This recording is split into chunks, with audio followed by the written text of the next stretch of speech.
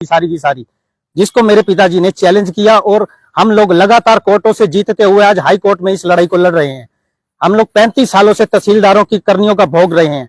इनकी गलतियां ये करें और इसको दुरुस्त करेंगी कोर्टें, ऐसा कहां तक संभव है? यानी कि उच्च अधिकारी कुछ नहीं है, गलतियां करने के लिए तो ये सारा लघु सचिवालय पड़ा है, लेकिन उसको सुधार करने के लिए किसी एक की हिम्मत नहीं है। गलती जिस अधिकारी ने की उस पर जांच की जाए।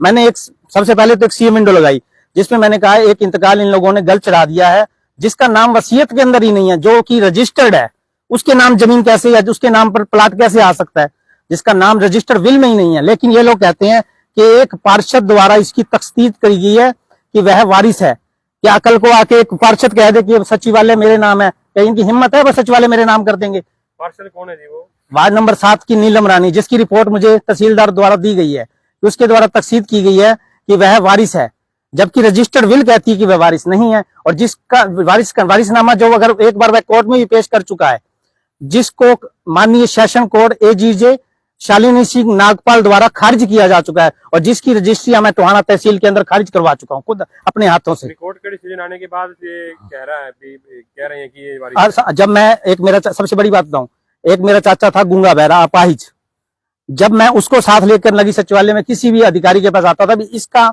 गुजारा भत्ता मेरी दादा की जायदाद के ऊपर है, जो रजिस्टर विल के अंदर साफ अंकों में लिखा गया है कि मेरा एक लड़का गूंगा बहरा है जिसका गुजारा मेरी जायदाद के ऊपर है, उसकी जमीन सेल करवा दी गई।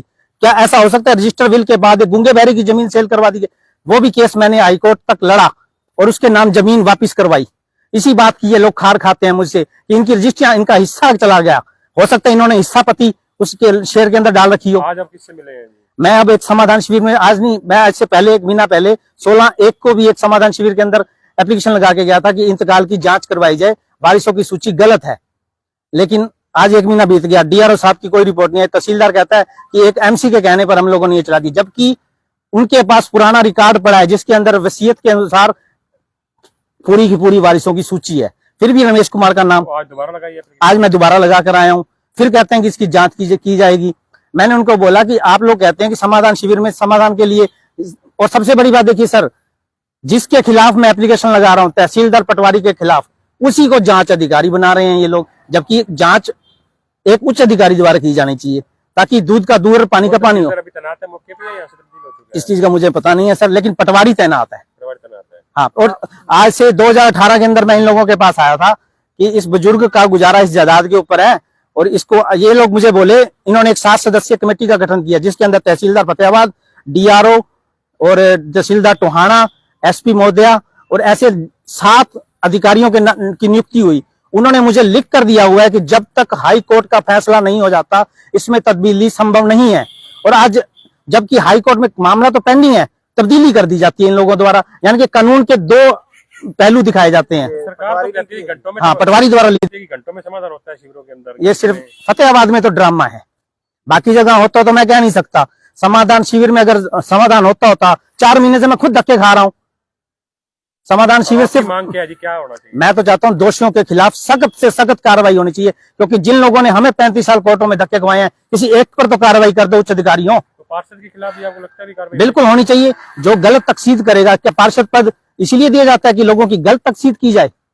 लोग इतने उम्मीदों से चुनते हैं पार्षदों को, वो सही और गलत का निर्णय करेंगे। तो आपका यहाँ समाधान नहीं होता तो आगामी क्या रहेगा? आगामी यदि यहाँ नहीं रहा तो मैं तो डीसी साहब से मांग करूंगा कि मुझे एक धरना स्थल दिया जाए मिनी सेक्टर के अंदर, ताकि वहां दिन रात बैठ के मैं इनके खिलाफ धरना दे सकूं। अगर धरने पर भी इन लोगों ने यदि मुझे कुछ समाधान नहीं किया तो मिनी सेक्टर से निकलता हुआ सीधा चंडीगढ़ तक जाऊंगा, माननीय मुख्यमंत्री महोदय के पास। तो कोर्ट में भी चल रहा है जी आपका मामला? कोर्ट में विचाराधीन है। जब मामला मैं यही कहता हूँ, जब कोर्ट में विचाराधीन है तो इनको तब्दीली का कोई हक नहीं है।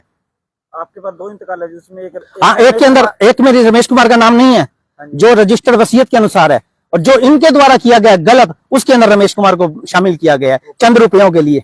वो पटवारी का लिस्ट। हाँ, पटवारी सबसे बड़ा। देखिए साहब, वो पटवारी भी ऐसा है जिसका 370 भ्रष्टाचारियों की सूची में नाम है, वही पटवारी ये सारे कारनामे कर रहा है। तो आपको लगता है जी पैसे ले दे के बिल्कुल मामला जो है, पटवारी के पास कभी आप चले जाइए, आपको इतना परेशान करेगा। अगर आप लीगली काम करवाना चाहते हैं, अनलीगली करवाने का टेबल के नीचे से बस एक गड्डी देनी पड़ेगी जिसका वजन उससे ऊपर हो, बस। ठीक है जी। विकास जी को सुना है आपने, और इन्होंने बताया है कि आगे समाधान पहले भी आप हमारे चैनल पर देखते रहे हैं विकास उत्रेजा को, जो कई बार हमारे चैनल पर बोल चुके हैं। अब जो है आपको बता दें कि समाधान शिविर में अपनी समस्या को लेकर जो है यहाँ पहुंचे थे और काफ़ी रोष है इनके अंदर। और इनका कहना है कि जो जांच की कमेटी बनाई गई थी उसी कमेटी